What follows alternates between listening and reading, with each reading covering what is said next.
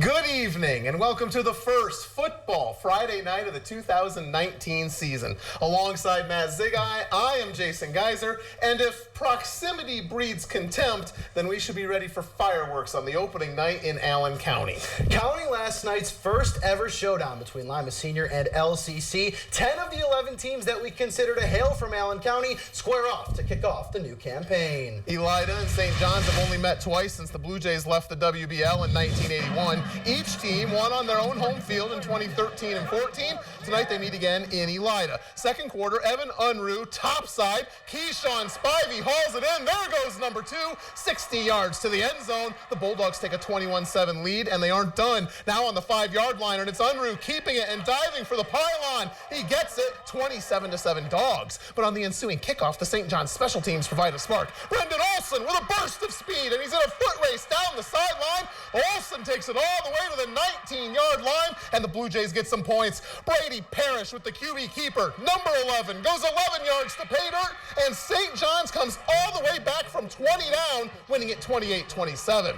Fully knowing that Jefferson sits in Van Wert County, we're still counting this self-esteem trip into Lima amongst our cross-county clashes. Shawnees won the last 2 meetings to even the all-time series at 2-2. First quarter, Peyton Wilson into the teeth of the Jefferson D and right back out again. The senior goes 15 yards for the season's first score, 7-0 Shawnee. They force the Jeff Cats to punt, and here's the return. Jacob Voorhees heading across the field, getting the edge, and he is gone. 75 yards. Can't get a better start than this for the Tribe. They're up 14-0 quickly. The Cats settle in a bit after that. Logan Hubert to Logan Heron, who spins off a tackle and takes it 44 yards to the house. This one, though, is all Shawnee.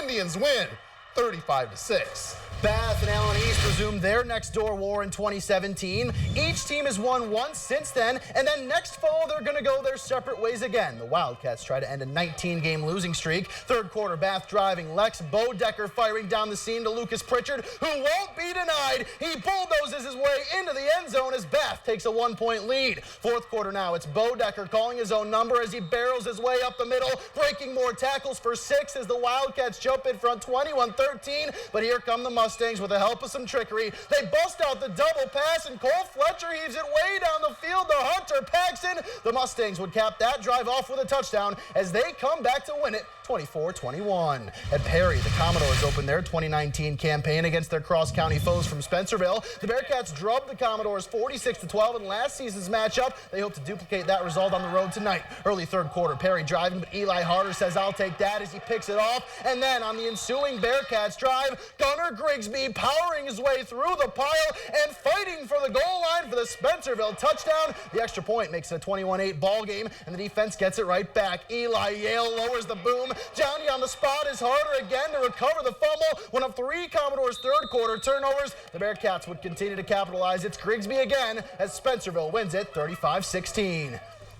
They play the final chapter, at least for now, of a 120-year-old rivalry tonight in Sydney. The Yellow Jackets are bumping St. Mary's from the schedule next fall to accommodate a 9-game conference slate in the reborn Miami Valley League. We feature their final showdown as tonight's football Friday night spotlight game.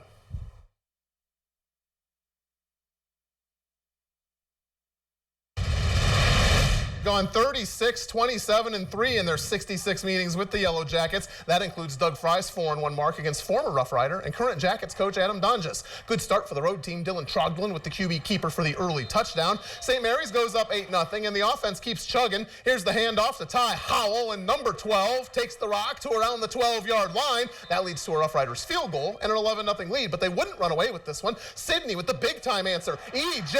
Davis off to the races. The sophomore will not be caught. These old rivals go toe-to-toe before saying goodbye for now. It is St. Mary's winning 25-22. Sydney opens up against Bellefontaine next year, meaning this is the end of another great Week 1 rivalry as the Chieftains visit Wapakoneta. The Redskins are 32-30-2 and have scored just one more total point in this 92-year-old showdown. Late first quarter, Reed Miracle fakes the give, and he did so well he faked me out, but here comes Connor McDonald bursting up the gut. It's a FERT race that he will win. A 79-yard touchdown puts the Redskins on the board first. Second quarter, Wapak driving again, but they fumble the exchange. The ball is wrestled for, and it belongs to the Chieftains as Garrett Gross recovers. But Wapak too strong as Evan Keck runs it in from 23 yards out. The Redskins defend home turf. They win it 28-0. There's another great Week 1 rivalry game tonight in Putnam County. Columbus Grove makes a short trek up State Route 12 to Pandora Gilboa. Bulldogs have won 13 of the 19 matchups this century, but PG owns the last 2. Grove on the move. Blake Reynolds over the middle. Deflected and caught one-armed by Alex Schneider. What an incredible touchdown for the Bulldogs. PG wouldn't quit, though. Silas Schmenk rolling to his left, finding Blake Steiner, who powers his way in. However, Grove wins on the road, 32-18. Neighbors and rivals colliding in Bluffton as the Pirates welcome Corey Rawson. Bluffton has owned the Hornets of late, winning 8 straight in 14 of the last 15 meetings. Bluffton on the move here as they run the speed option. Nate Schatt pitching to Baylor Garmatter, who takes it in for 6. The Hornets need an answer, and they get one thanks to Deontay Davis. He bursts up the middle and is gone, untouched to pay dirt for the long TD, but Bluffton too much tonight. Tyson Shuttler takes the pitch this time, and he is into the end zone for another Bluffton TD. The Pirates win it 42-26. Of course, you can't talk about opening week rivalries without Coldwater and Kenton. We're going to take our first break of the season and bring you the highlights from the Cats and Cavs as part of a trip around Matt Country when Football Friday night continues.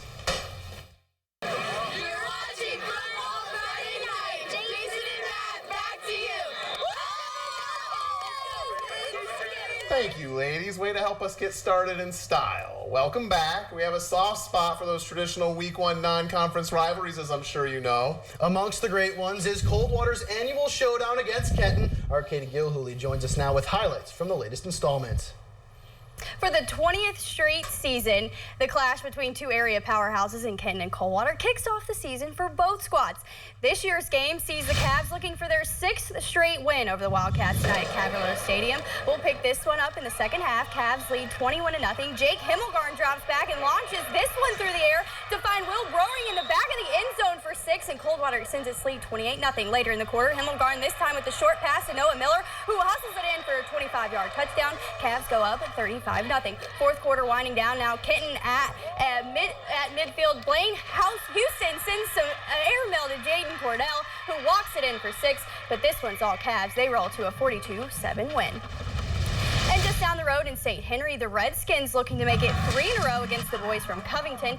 We'll pick this one up in the second quarter. St. Henry trails 7-0. Covington driving from their own territory, but the Bucks pass finds its way into the hands of Bennett Gills, who comes down with it for the interception. But the Skins turn it over on the very next play, and Covington capitalizes with a touchdown, and the Bucks come out on top tonight, 35-6.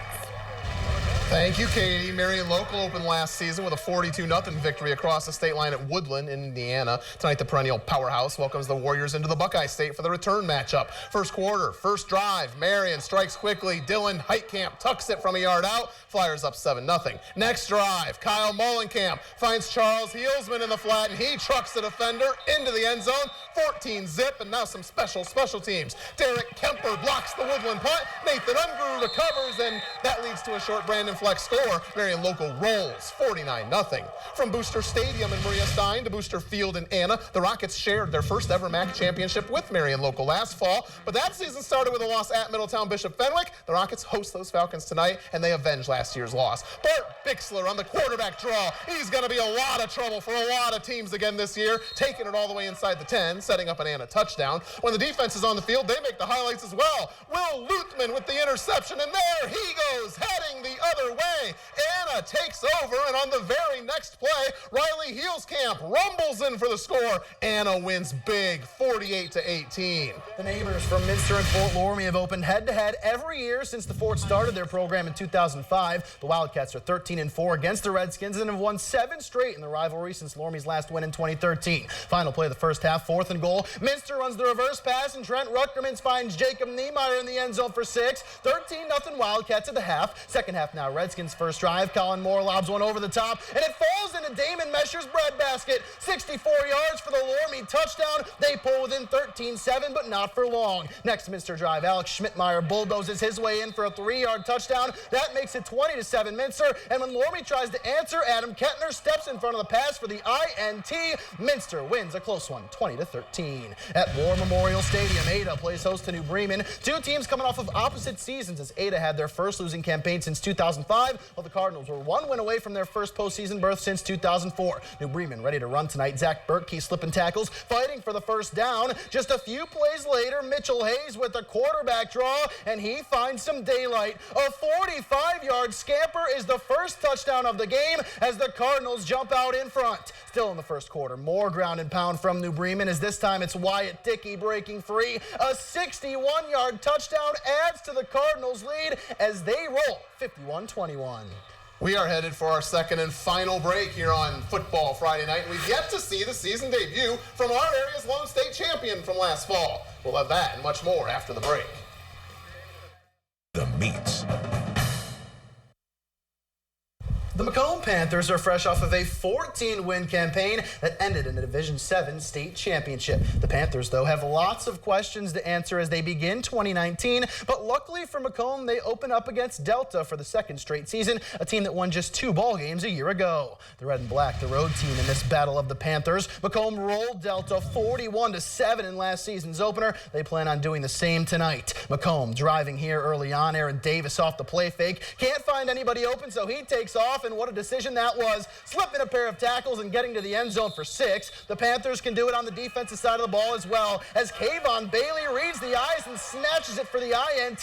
He shows some elusiveness as well, returning it all the way back inside the Delta 20, and this one was all Macomb as Davis does it with his arm here, firing a strike to Jared Dillon for the touchdown. Macomb rolls 41-0. Liberty Benton opening up at home this evening as they play host to Winford. The Eagles trying to begin 2019 on a high note as they started 0-4 last season before finishing 4-6 and missing the postseason. Eagles in Winford territory. Michael Erdeljack the screen pass to Marshall Rolls. No one stopping him. Breaking tackles, busting down the sideline for the 42-yard touchdown pass. Liberty Benton wins at home 34-29. Right across the Flag City at Donnell Stadium, Findlay kicks off a new campaign against Anthony Wayne. The Trojans dropped an overtime heartbreaker in this matchup on the road last fall. Tied at 7s in the final minute tonight, and it's Generals QB Mason Alberts in for the game-winning touchdown. Finley loses another opening week heartbreaker, 14-7.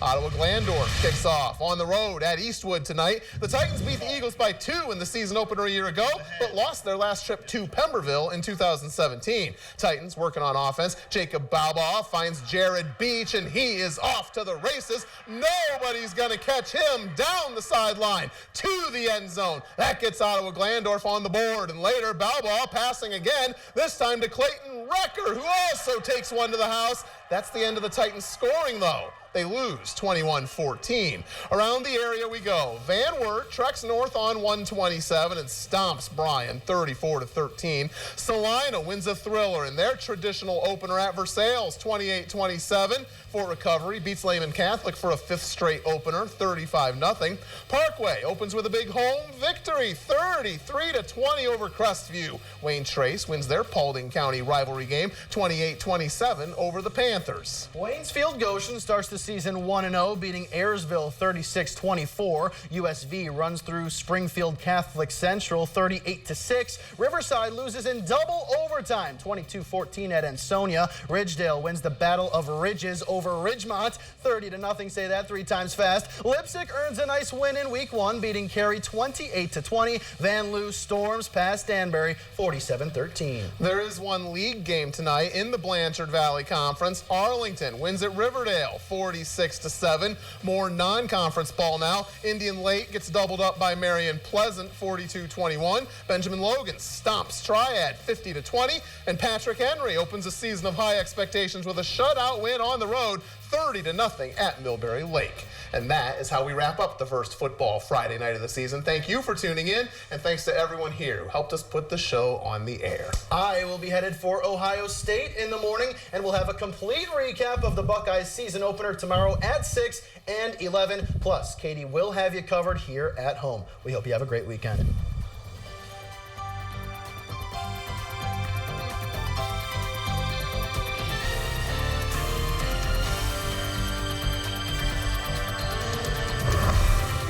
For more news now, visit us online anytime at hometownstations.com. Copyright 2019, Lima Communications Corporation.